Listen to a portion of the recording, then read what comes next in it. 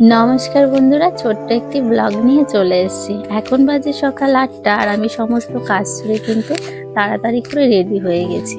কেননা আমাকে এখন দমদমে ছেড়ে তারপর আমার প্রতিদিন যাবে নিজের ডিউটি জয়েন করতে। ওর জন্য ওর একটু মুডটা অফ, তো রেগে গেলেও আমাকে কিন্তু গন্তব্যস্থলে ছেড়ে দেওয়ার দায়িত্বটা নিয়েই নিয়েছে। তো যাই হোক, তোমরা ভাবছো তো কোথায় যাচ্ছি? আমি যাচ্ছি এখন এক্সাম দিতে। আর কিসের এক্সাম, যারা যারা বুঝতে পেরেছো খুবই ভালো কথা, যারা বোঝোনি দাঁড়াও দাঁড়াও সবটাই বুঝে যাবে। দেখো আমি কিন্তু অলরেডি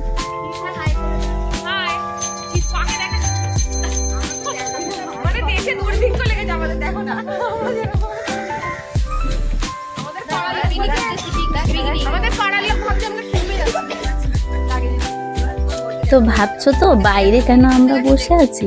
হ্যাঁ, আমাদের এক্সামটা শুরু হবে সকাল 10টা থেকে, আর তখনই আমাদের জন্য রুমটা খোলা হবে।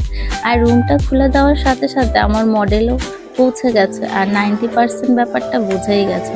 আর মডেল আসার সাথে সাথে আমি এতটাই টেনশন আর এক্সাইটেড হয়ে গেছিলাম, বলতে পারো যে টেনশন ফিলটা একটু বেশিই ছিল। তো সেই কারণে আমি কিন্তু পুরো ভিডিওটা তোমাদের সাথে করতে পারলাম না। হ্যাঁ, আজ হচ্ছে আমার মেকআপের এক্সাম।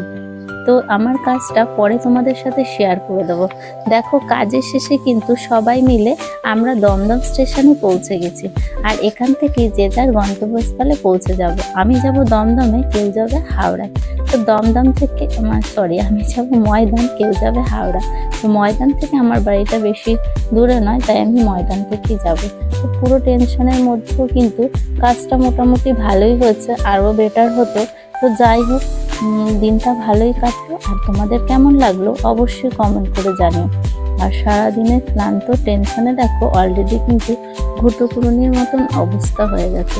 তো এতক্ষণ আমার ভিডিওটা দেখার জন্য সকলকে অনেক অনেক ধন্যবাদ বন্ধুরা। Thank you.